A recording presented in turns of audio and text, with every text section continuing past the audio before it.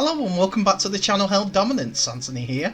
Please remember to like and subscribe, and also click that notification bell if you're enjoying what you're seeing and want to see more. So in this video we have a look at the Women's Super League South game that went on over the weekend, and we have a look into more on the academies and a pair up that was unlike any others and came out of left field to me.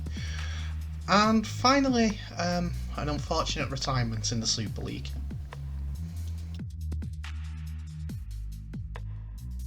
So announced on their social media site, Whitehaven Rugby League have confirmed officially that after a good number of months of working together, Whitehaven Rugby League Football Club and Hull FC Rugby League are to form a partnership which sees a centre of excellence to be run in West Cumbria.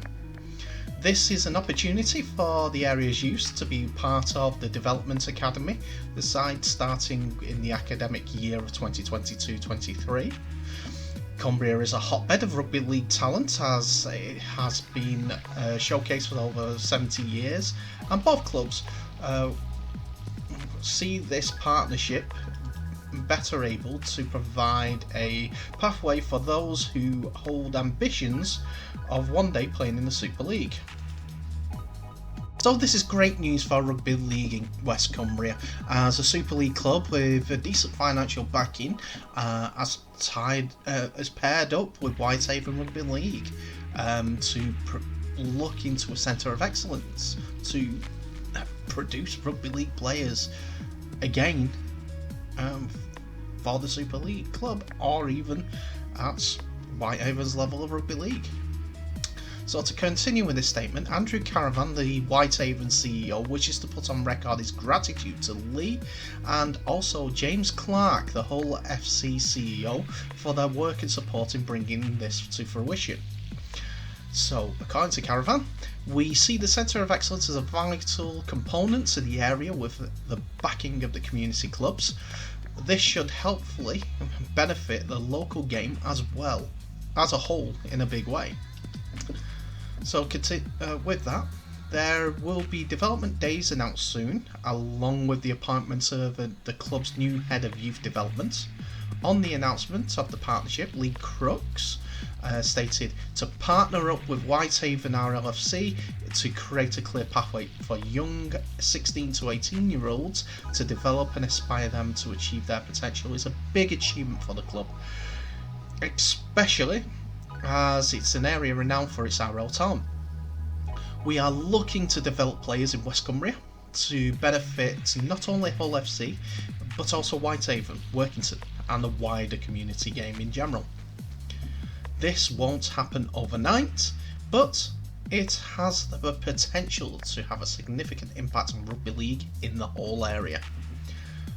So I'm there and to agree with them. I dare to agree with them as well, because it's rugby league, it needs expansion and it needs growth. So better players developed will be better players for the league. At Whitehaven level, it may also mean that these players are developed with less pressure to succeed in the immediately into a Super League setting. The club does need, well, all the clubs in the Championship should be looking into these sorts of Centre of Excellence expansions, partnership schemes with Super League clubs, even clubs in the Championship that are full time.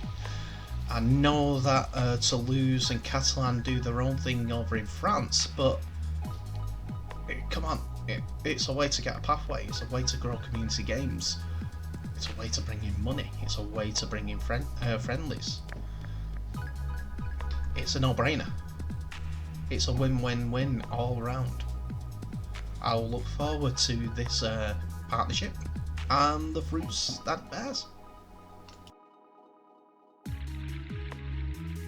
So next we look into the Women's Super League game between the Golden Ferns and the Cornish Rebels.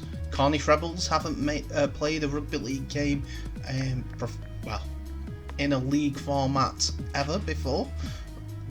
they mostly were amateur players that had possibly some rugby union experience, but had been training since they were allowed to go into the Women's Super League South. The Golden Ferns, who they were playing, which are the All Golds female side, made a winning debut in this Women's Super League with a 32 points to 10 win over the Cornish Rebels, who were also playing their first ever game of rugby league. The Ferns ran in 7 tries, 5 of them in a devastating first half. In a devastating first half that saw them play some quality rugby both in attack and defence. Under a warm sun, the Golden Ferns received the opening kick-off and drove the ball forward confidently. The 6th tackle was fumbled by the Rebels fullback at the expense of a goal line dropout. From the kick, Captain Annie Allen ran a great arcing line to score wide for the perfect start. The side built on their advantage steadily through the first period, good running, passing and created opportunities regularly, and they were taken with a flourish. 5 minutes gone, prop Trish Brown crashed over for a first of her hat-trick of tries before some lovely handling was finished off by Gemma Parrish. It was not just in attack the Ferns were dominant. Their defence was pinned back several times during the opening half, but good organisation and strong tackling made sure the Rebels could not cross the line. So that's good to hear that the Rebels were competitive, attacking that line, making sure that they worked that Golden Ferns defence. It's a great start. First game, that's what you want to do. Then you build on it, build on it, build on it. It will come, wins will come if they keep doing things like that. Midway through the half, Brown went over for a second try to make the score 16-0, and through Emma Mingo, had yet to convert any of the tries. The scoreline fully reflected the performance. With 8 minutes to go before the interval, the Rebels were pinned on their own line and forced into a wild clearance kick that went out of play in their own in goal. Yeah, that's a kick inside that they need to develop on the Cornish Rebels side. I do hope that they do show progression, because the Army team is going to be a bit tougher if they come to face them in the future. So will London Broncos. So from the resulting dropout, the Ferns pressed and Laura Panting scored from close range. Mingo added the extras. Just before the interval, the Rebels mounted their best attack of the game, sweeping downfield from deep in their own territory, but the Ferns were able to snuff out the danger and tackle the Rebels attacker into touch. The interval came as a welcome rest for both sides, but it did interrupt the flow of the game, and the second period became more scrappy and flowed less easily than the first. It was only at the end of the third quarter that the first score came, when Katie Bouston forced her way over the try line for Rebels' first ever try. So congratulations, Katie Bouston. The Ferns responded well, immediately forcing an error and created a position for Brown to show strength and footwork to score. Mingo added the goal to make the score 32 points to 4. 5 minutes later, Allen ran a superb line to get over a second try to cap a real captain's performance. The Rebels, though, had the last word with a try from close range by Bethany Hampton, converted by Emma Stefantoni, with 10 minutes remaining, but both sides can take plenty of positives from the game and the performance from their teams. It was a superb start to the Super League season for the Ferns, but next week they go against a strong Cardiff Demons side at SGS, their home base, on Saturday the 3rd of July, kick-off 12 noon, and this will be a stern test. So all the information is on my side there of who scored uh, and when, and the teams that were involved. Um, great effort from both sides, especially with the travelling Cornish rebels. They were so happy to be involved in the game. You could see that in the coach pictures that came up and things like that. Follow their social media as they can follow it on. This article was written by Christopher Wilson for the All Gold Rugby Golden Ferns page. So please follow him as well, as it'll keep you up to date with the Super League South and everything that's going on. And finally, the announcement that has come through on the Wigan Warriors website in regards to one of their players' retirement has been announced for the end of 2021. Don Manfredi will retire at the end of this current season after being medically advised to call time on his playing career due to injury. Manfredi has pledged his commitment to the club by honouring his contract and wants to continue for the rest of the season once he is fit enough to play. So that's sad. Don Manfredi, quick winger, Super League Grand Final winner, so on and so much more to his game and everything. I'll go through that in a few moments, as unfortunately had to retire due to medical grounds. The 27-year-old winger suffered a knee injury in training last week, an injury to his left knee that has given him multiple issues in the past. Manfredi has been at Wigan since he was 14 and progressed through the club's academy system, making his first team debut in 2013, playing 82 games and scoring 57 tries overall. Renowned for his explosive power and quick feet, he has won 2 Super League Grand Finals and was part of the 2016 Dream Team. He also played an important role in helping Wigan win their first League Leaders Shield in 8 years in 2020. Alongside the success, he has unfortunately come with numerous injury setbacks and prolonged spells on the sideline. In a run of bad luck, Manfredi suffered back-to-back ACL injuries on his left knee and another on his right, resulting in 3 reconstructions on his knees in 5 years. That's enough to put players out of commission in any sport. So it's unfortunate, but it's one of those things that can happen. On his decision to retire at the end of the year, he said, "Everyone knows I've had a lot of trouble with my knees, especially my left one, since I was young. The number of injuries I've had to it has finally taken its toll." That's sad to hear. This is even more heartbreaking for anyone. I'm in pain constantly, and it's affecting my quality of life.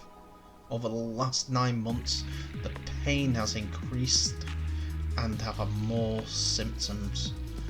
But I've tried to battle through it. It comes to a point where I'm struggling through the week in training. I've been expecting the news for a while because of the amount of pain I was in. I knew it wasn't normal, but I just tried to hide it. It's got to the point where I can't hide it anymore, which is why I went to see the surgeon. Nothing else can be done. I'm going to try to manage it as well as I can this year by having injections and the best physio treatment and rehab available. I've had some incredible lows, but I've also had some unbelievable highs. All in all, it's been worth it. I've given my body to rugby league, and I'd do it again. I'd do it all again, he said. I believe rugby has made me the person I am today.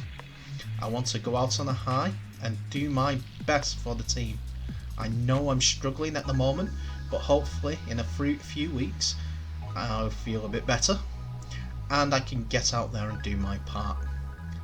cannot thank the staff at the club and the players and all the fans enough for all the support in my time playing.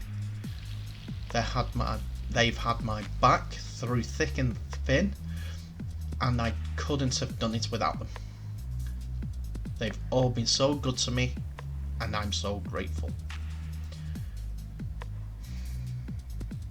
That says it all about Manfredi.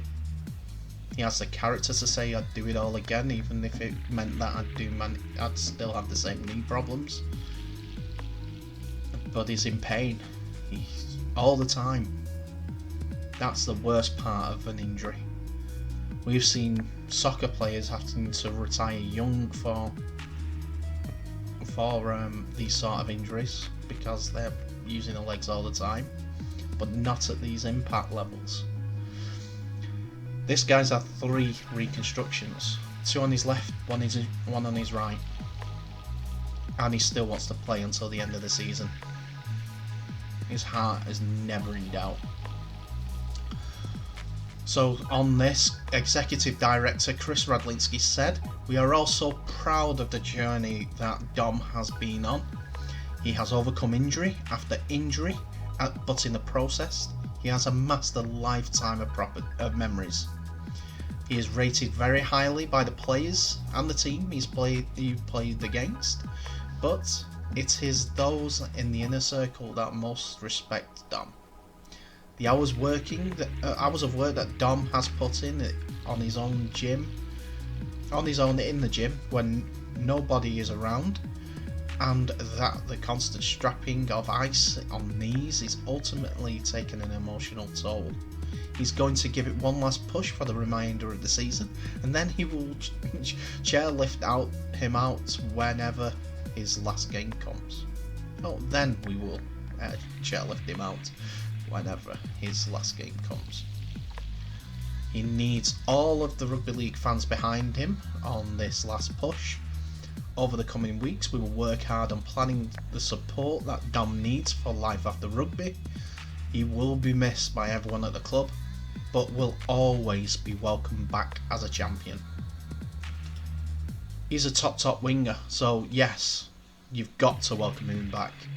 I think it was 2016, he'd been out all season, and he got the fairy tale grand final win, where he scored 2 of the tries, the winning try in one of the cases, and his scoring record 57 in 82. That's a good record. But at 28 years old, to only have played 82 games, that says how much and how long he's been out. It's one of those things. We're sad that it's happened, but we wish Dom good luck for the rest of the season and in the future. So a sad little bit of an ending to today's video, but some good memories from Dom Manfredi. Some positive news from Super League South with the 2 teams playing their game. Thank you for the reports out there and the Golden Ferns Twitter for doing their best for their up-to-date run on their game on the 26th. And also that positive news from the academy. It's Hull and Whitehaven. Who would have thunk it? Let's hope that there'll be more things like this, but that's for another day. Let's have a look into next. That's for another day. Let's hold that. So I'm going to say thank you very much for watching. All the best. Share the video worldwide. Like and subscribe if you haven't done already. But I'll catch you in the next video.